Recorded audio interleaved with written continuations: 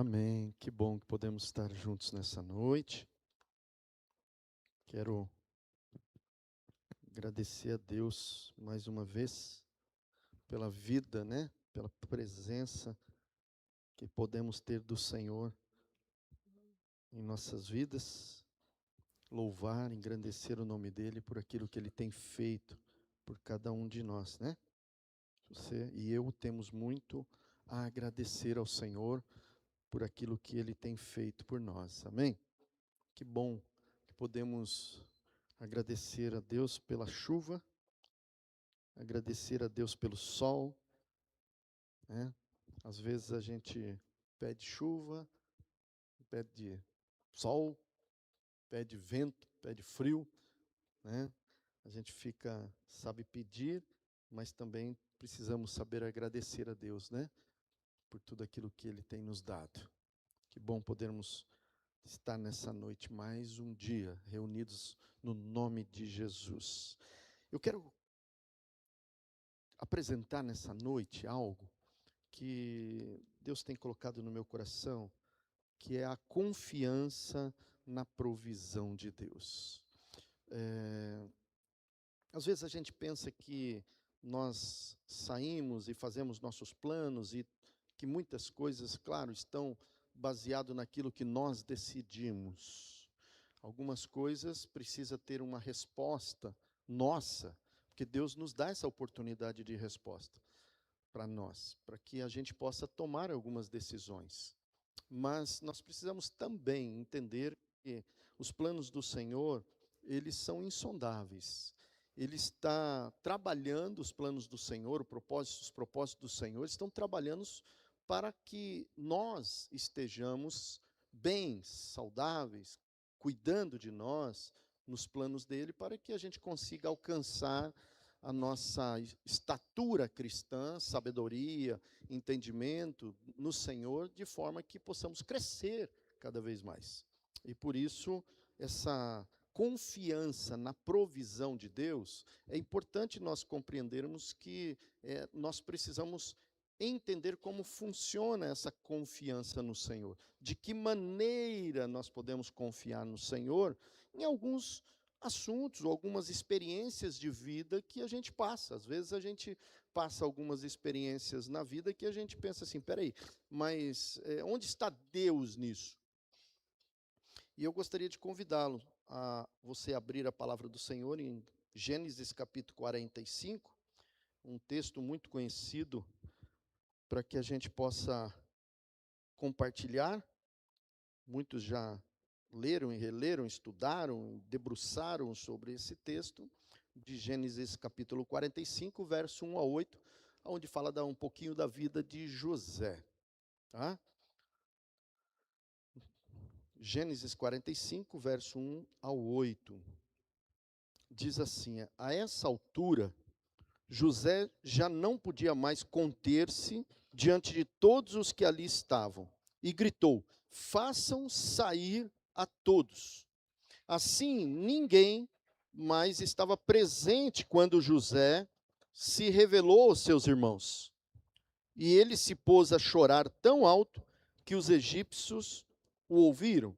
E a notícia chegou ao palácio do faraó. Então disse José aos seus irmãos: eu sou José, meu pai ainda está vivo? Mas os seus irmãos ficaram tão pasmados diante dele que não conseguiram responder-lhe. Cheguem mais perto, disse José a seus irmãos. Quando eles se aproximaram, eu sou José, seu irmão, aquele que vocês venderam ao Egito. Agora não se aflijam, nem se...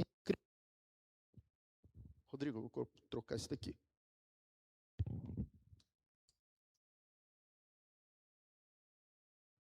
Som. Isso, obrigado. Estava cortando. Versículo, deixa eu ver aqui, eu estava no 5. Agora não se aflijam, nem se recriminem por terem vendido para cá, pois foi para salvar vidas que Deus me enviou adiante de vocês. Já houve 2 anos de fome na terra, e nos próximos 5 anos não haverá cultivo nem colheita. Mas Deus me enviou à frente de vocês para lhes preservar um remanescente nesta terra e para salvar-lhes as vidas com grande livramento. Assim, não foram vocês que me mandaram para cá, mas sim o próprio Deus. Ele me tornou ministro do Faraó e me fez administrador de todo o palácio e governador de todo o Egito.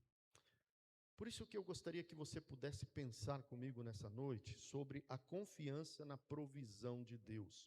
Quando Deus está no controle da história. Mesmo quando nós entendemos os caminhos que nós passamos na vida, Deus continua escrevendo a história através da sua soberania, da sua providência, do seu cuidado. Mesmo que quando parece que as coisas não vão bem ou não andam bem, ou mesmo que as coisas pareçam estar fora de controle, Deus ainda tem a soberania de todas as coisas. E a providência dele traz com que estas coisas voltem-se para ele mesmo, que é o autor de todas as coisas, de que criou todas as coisas. Por isso, mesmo que a gente pense que no vale a dor, lembra que sempre Deus estará também nessa dor. Mesmo que no processo da espera de algo que parece estar demorando, Deus continua agindo. Mesmo que no propósito final de todas as coisas, você diz, não saiu como eu gostaria. Ainda assim, o plano de Deus está perfeito na minha e na sua vida. Por isso, eu gostaria só de trazer uma frase aqui, uma palavra, ou algo que é expressado por muitos períodos e anos, né, já na história, de se Deus é bom e Ele é soberano sobre todas as coisas, por que nós passamos sofrimento? Por que nós sofremos? Porque os maus prosperam e os bons sofrem. É importante pensarmos nisso, porque essa é uma das perguntas que gera por tempos e tempos. Perguntas pelas quais as pessoas têm dúvidas e ficam com dúvidas, principalmente quando se depara com algumas situações nas suas vidas que não têm respostas para isso. Por isso, muitas pessoas enfrentam essas dificuldades, buscando respostas, e muitas vezes estas respostas não acham porque não procuram na provisão de Deus. Por muitas vezes os ímpios prosperam e vemos muitos piedosos sofrendo. John Piper tem uma frase que diz assim: Deus está sempre fazendo 10.000 coisas em nossas vidas. E eu e você talvez só percebamos 2 ou 3. Quando nós olhamos para essa expressão e essa frase, frequentemente enxergamos somente o presente daquilo que está acontecendo. Quando nós, então, passamos por esses períodos e vemos Deus provendo todas as coisas, aí sim nós vamos perceber como Deus estava dirigindo a história, mesmo diante das lutas e das adversidades. Essa declaração pode nos confortar, e quem sabe conforta o meu e o seu coração, porque nós podemos entender que somos limitados como seres humanos. Se você pegar uma caneta, principalmente aquelas Bic, né, e você tirar a tampinha e tirar aquele canudo que é da carga de tinta, e você olhar pelo buraquinho daquela caneta, você vai enxergar um ponto muito pequeno daquilo que é o futuro. Só que quando você pega a caneta e você coloca ela assim, é aquilo que Deus vê. Deus vê o início dela, o meio dela e o fim. Nós vemos apenas por reflexo o que pode por vir. Nós podemos ver o que está no passado, o que aconteceu. Nós podemos viver o presente, mas nós não podemos prever o futuro. Nós sabemos, por garantia da sua palavra, que está garantido o céu para nós. mas alguém nunca voltou para declarar como ele é. Por isso, quando Deus vê todas as coisas. Quando nós olhamos, nós vemos parte destas coisas. Por isso, significa que nenhuma lágrima é desperdiçada por Deus, porque Deus vê todas as coisas. Nenhuma dor é inútil perante ao Senhor, porque o Senhor participa conosco das nossas dores. Nenhuma prova é acidental, porque eu e você não estamos aqui por acaso. Nós não viemos neste domingo porque nós caímos de paraquedas, né? Que pena que aquela mulher que caiu sem corda. Nós não caímos sem corda. Nós temos uma corda e um braço que nos sustenta, que é Jesus Cristo. Por isso, nenhum sofrimento é irrelevante aos planos eternos de Deus. A providência divina é a doutrina do que nos ensina de quem é Deus, que governa todas as coisas, e de que sustenta estas coisas sobre o seu poder. Por isso, ele conduz todas as coisas para a sua glória, e o seu louvor, e o bem do seu povo. Por isso que eu estou trazendo aqui, para que você possa voltar-se a essa providência, ou essa provisão daquilo que Deus é para cada um de nós. A pergunta é, por que de algumas coisas? Quando você volta, para que Deus quer fazer com que eu passe por estas situações? Para a glória dEle.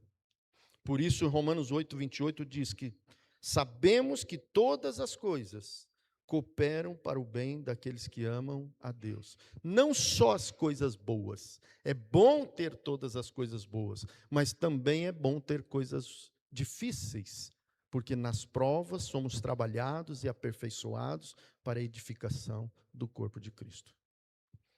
Se observarmos o que o texto diz sobre o que Paulo está expressando, ele não diz que todas as coisas são boas, mas ele diz que Deus faz todas as coisas cooperarem para o bem.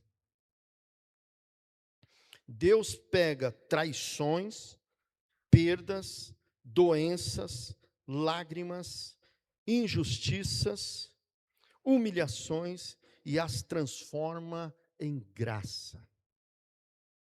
Ele transforma deserto em jardins.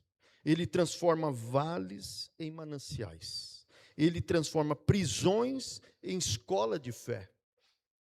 Ele transforma o que é mal para o bem daqueles que amam a Ele. Por isso, ninguém melhor do que José, quando olhamos nessa história e sabemos da história e daquilo que José passou até chegar no Egito. Alguns dizem, tem uma frase, né? Eu não lembro agora muito bem, mas tem uma frase que diz: ninguém conhece as pedras que eu passei, né? Por onde eu passei até onde eu cheguei. Ninguém conhece ou ninguém sabe daquilo que nós passamos. Conhece onde nós estamos. Por isso a importância de saber que durante o processo, durante o percurso, Deus está cuidando e provendo todas as coisas. A história de José é uma das mais extraordinárias histórias bíblicas. José foi amado pelo pai, mas odiado pelos seus irmãos. Honrado em casa, mas vendido como escravo. Inocente, mas acusado injustamente. Esquecido pelos homens, mas lembrados por Deus. Ferido pela sua família, mas usado para salvar a sua própria família. Irmãos, mesmo quando tudo parecia diminuir ou pressioná-lo diante de todas as adversidades, Deus estava acrescentando algo na sua vida. Durante o percurso, durante o momento que ele estava passando, ele compreendeu que tudo aquilo foi para o bem dele e do seu povo e da sua família. Por isso, José aprendeu algo que poucos hoje aprendem. Confiar em Deus, mesmo quando nada tem sentido na vida. Depois de anos de preparação, de sofrimento, e que escola que José passou. Depois do silêncio, das dificuldades, José se revela aos seus amigos, os irmãos. E a cena é marcada por lágrimas, arrependimento, reconciliação, graça e revelação da provisão divina. José finalmente encontrou algo importante na sua vida, que mesmo acima de todos esses assuntos que nós citamos, de todas essas circunstâncias pelas quais ele passou, prisão, sofrimento, acusações, de todas essas coisas, ainda no final ele entendeu que Deus estava governando todas as coisas. E não esqueceu dele. Por isso, se a família de Jacó morresse de fome naquele período, o plano redentor seria interrompido. Mas de maneira nenhuma isso aconteceria, porque os propósitos de Deus se cumpririam na vida de José e da sua família. Porque quando Deus faz uma promessa, Ele cumpre a sua promessa. Gênesis 45 é um convite para mim e para você. Confiar em Deus, mesmo quando não entendemos o porquê de algumas coisas. Isaías 55, 8 e 9 diz: os meus pensamentos não são os vossos pensamentos. Por isso, tudo que Deus faz é para o bem daqueles que amam e servem a Ele. Muitas vezes não entendemos o processo, não entendemos o tempo, não entendemos os atrasos, não entendemos o silêncio de Deus, mas podemos confiar na providência de Deus. E agora eu quero trazer aqui pelo menos 3 lições para podermos tirar dessa experiência daquilo que José passou em sua vida.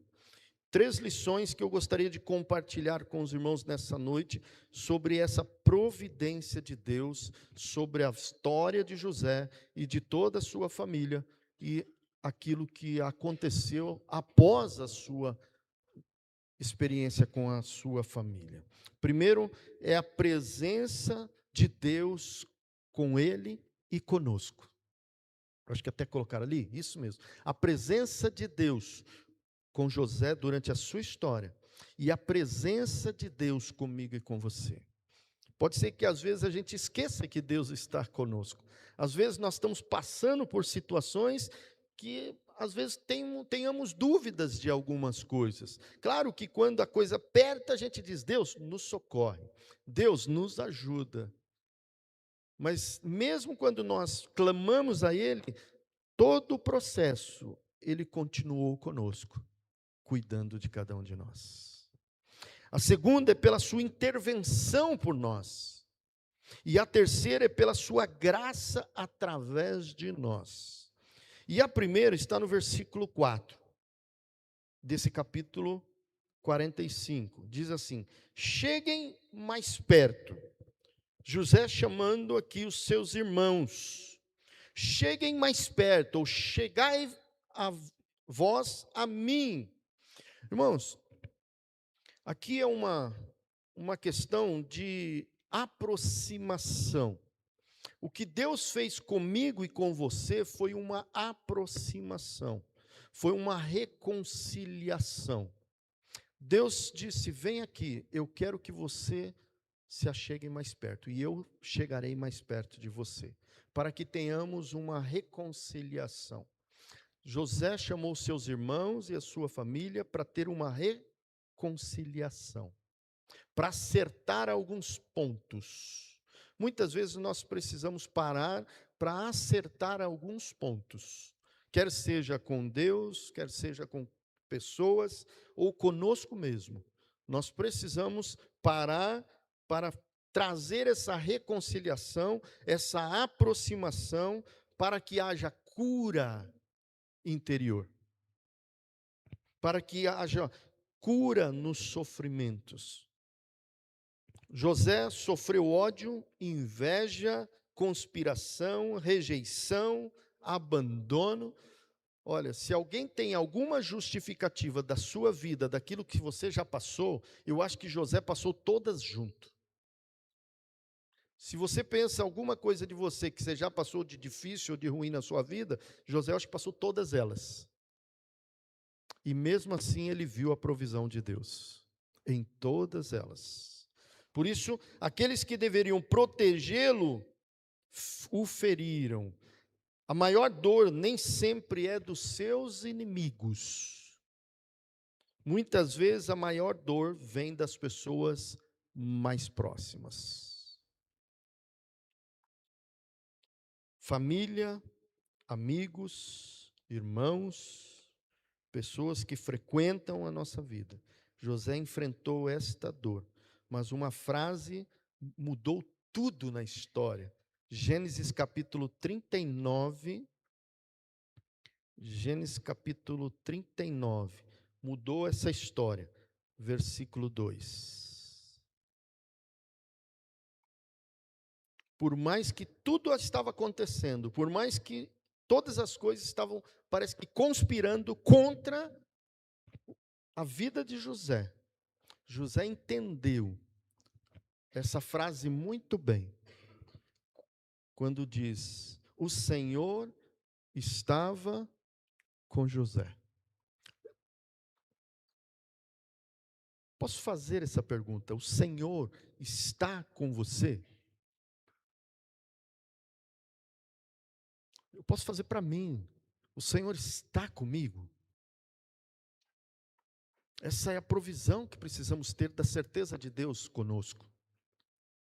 Em todos os momentos, a qualquer momento, o Senhor está comigo e com você. Por mais que nós, às vezes, pensemos que Deus não está conosco, ou Deus, em alguns momentos, nos abandonou, nos deixou, em qualquer circunstância, Deus está conosco. O texto não diz que José não sofreu. O texto não diz que José não chorou, não foi traído. O texto diz que o Senhor estava com José em todos os momentos. Por isso a presença de Deus é real na minha e na sua vida. Mesmo quando tudo parece invisível para nós. A ausência da evidência não é evidência da ausência de Deus.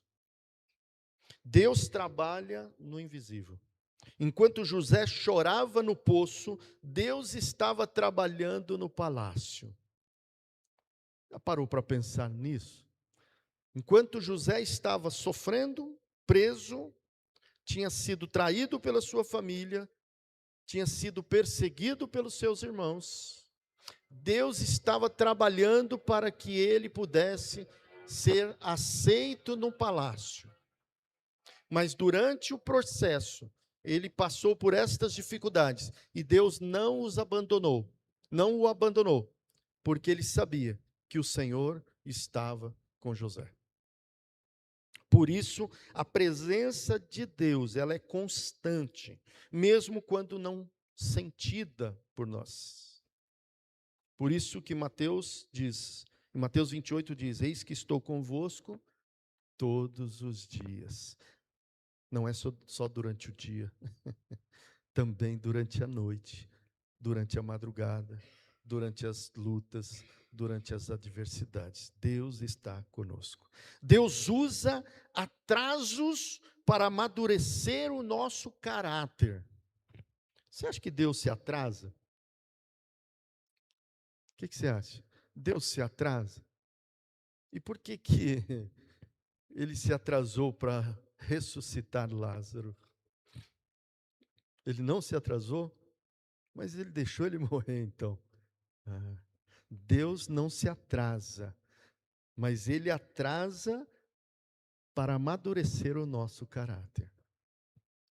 José esperou 13 anos para que ele pudesse amadurecer. 13 anos para que ele pudesse compreender a provisão de Deus, os resultados daquilo que Deus estava fazendo.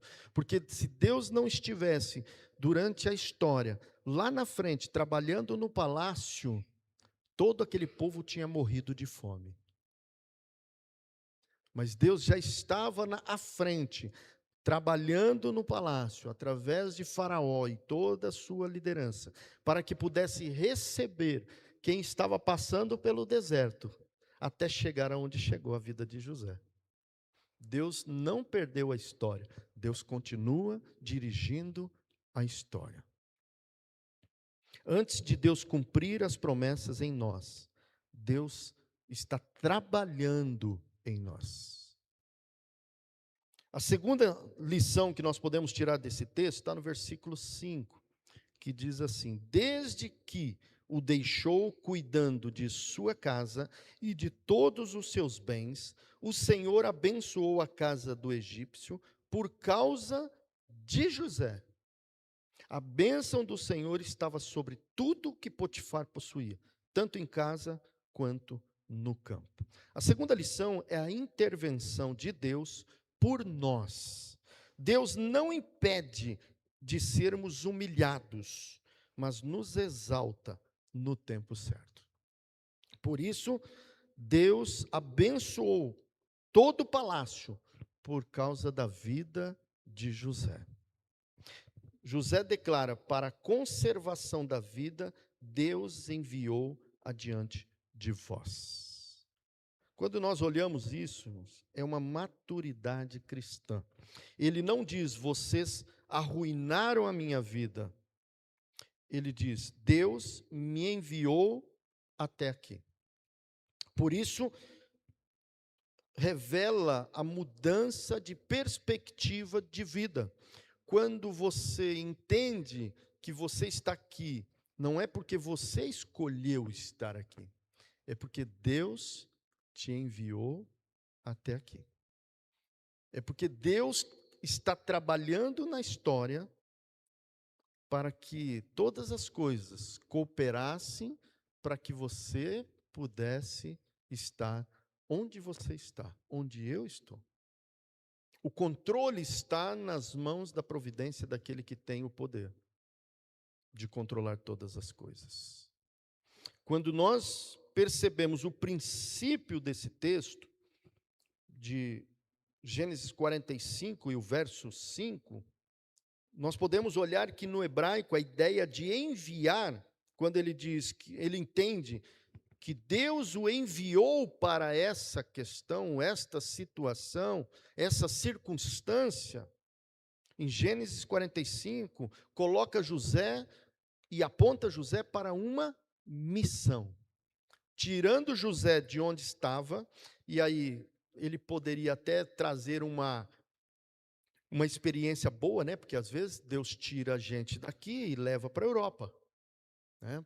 Para estar lá na Europa evangelizando, né? Ou para um lugar mais bonito, o Havaí, né? Nova Zelândia, onde mais, né? E Estados Unidos e outros lugares. Deus, Turquia, e paga as passagens ainda, né? Deus faz coisas boas e paga a passagem. E paga os lanches da viagem, durante a viagem, né? Todos aqueles lanchinhos, outras coisas, vai pagando, né? Dá presente, a igreja envia presente, né? Quando você vai, às vezes não sei se ele quer enviar o fulano para o campo, e aí dá presente para ele logo, né? Ou porque vai sentir saudade da pessoa, né? Mas José não foi enviado ao palácio com presentes, com passagem, né? Ó, tá aqui a passagem para o Egito, né?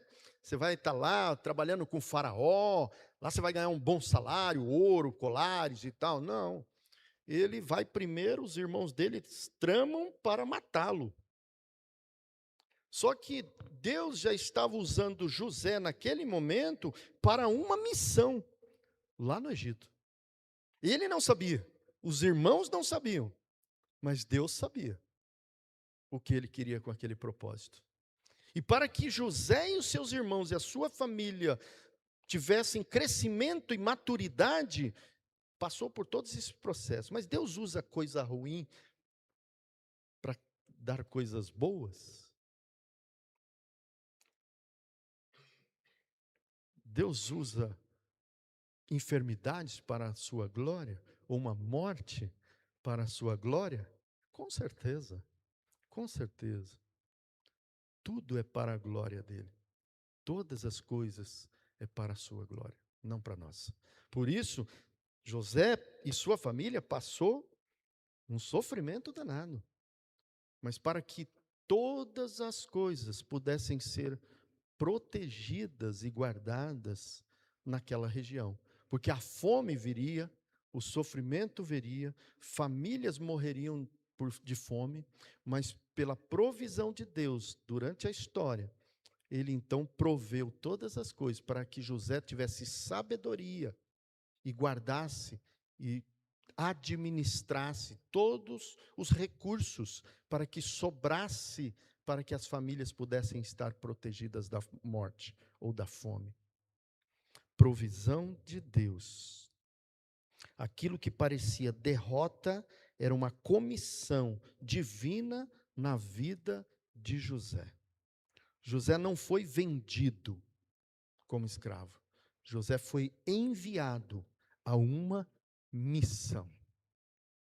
Deus transformou escravidão em treinamento, prisão em preparação.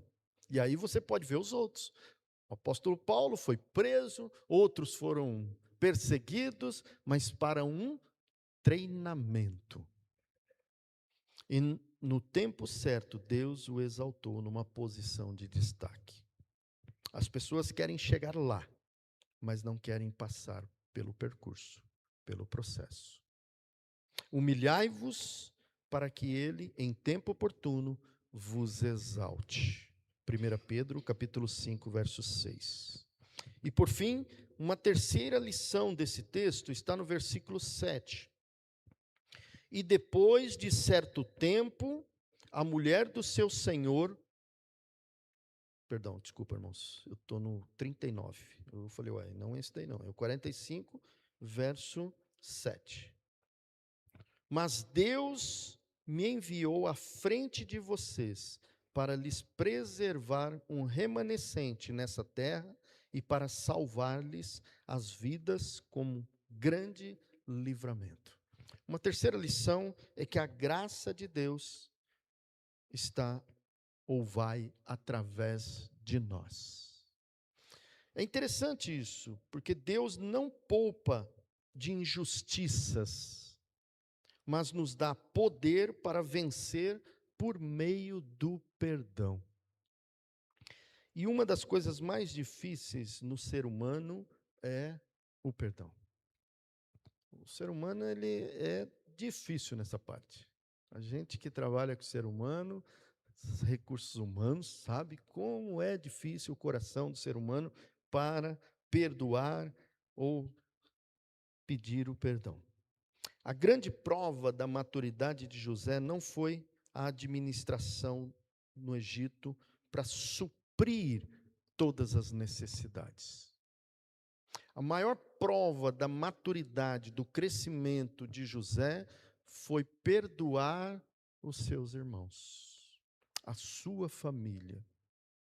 Hoje, uma das causas maiores, e eu estive agora recentemente numa reunião, onde que as próprias famílias não se entendem diante de algumas circunstâncias que estavam acontecendo.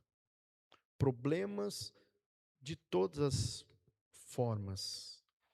E aí a gente percebe que tudo isso por falta de perdão. Foi o que José passou durante o seu percurso todo. Ele tinha todos os motivos para não ajudar ninguém, principalmente os seus irmãos. E aí pode ser os seus irmãos de sangue, seus irmãos da fé, os seus irmãos amigos. Às vezes a coisa mais difícil para nós é perdoar para que possamos alcançar a maturidade cristã. Administrar recursos exige competência e capacidade. Agora, perdoar feridas exige graça e amor. Por isso, José adquiriu poder, mas escolheu a graça e o perdão. Lewis Smedes, um teólogo cristão, ele tem uma frase que diz assim: perdoar é libertar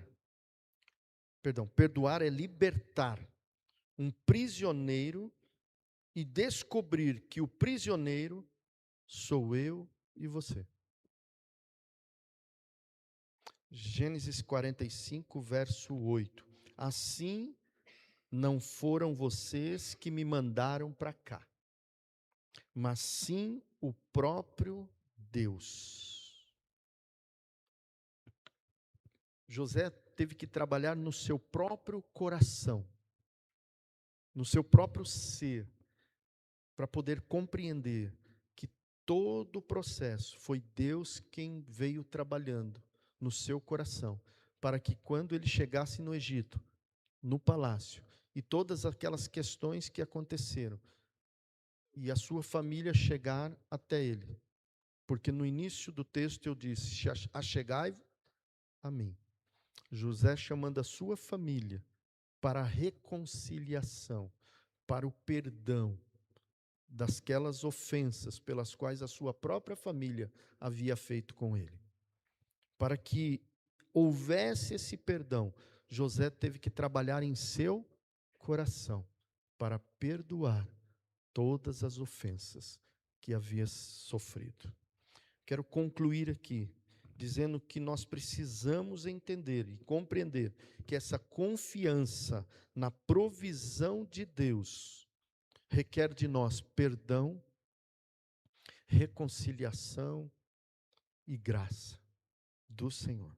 José descobriu que a sua história nunca esteve fora das mãos de Deus, dos seus irmãos, de Potifar, do copeiro, ou até mesmo de Faraó, mas não das mãos de Deus. Todas as coisas estavam no controle de Deus para abençoar a vida de José, toda a sua família e todo o seu povo. Para que nós possamos nessa noite lembrar disso, para que possamos perdoar, possamos reconciliar, possamos buscar entender que a provisão de Deus é para que Deus seja glorificado na minha vida e na sua vida através deste amor. Vamos orar. Pai, obrigado, Senhor, mais uma vez, pela Tua palavra, como ela é viva na história, durante esse percurso pelo qual o Senhor levou José a compreender as dificuldades, o sofrimento, as necessidades, as prisões, que o Senhor estava dirigindo todas as coisas. Ó Deus, nós entendemos que vivemos num mundo onde as adversidades, as dificuldades, elas vêm. Mas também precisamos compreender que durante esses momentos o Senhor não nos abandona. O Senhor continua nos sustentando pelas nossas mãos. O Senhor continua nos sustentando nessas dificuldades. Mas o maior delas, o maior desses percursos é saber que o Senhor nos garante a segurança no Senhor. O Senhor preserva as nossas vidas. O Senhor dirige a história para que possamos ser exaltados naquilo que o Senhor deseja fazer através de nós. E colocar-nos numa posição pela qual não para exaltação, mas para proteção, para o cuidado, para a provisão daquilo que o Senhor deseja fazer. Por isso, nós nos colocamos às tuas mãos, para que o Senhor continue dirigindo as nossas vidas, conduzindo as nossas vidas, mesmo diante das dificuldades, mesmo diante das alegrias, mas sabendo que o Senhor não nos abandona. O Senhor continua dono da história e dono das nossas vidas, pois oramos e agradecemos em nome de Jesus. Amém.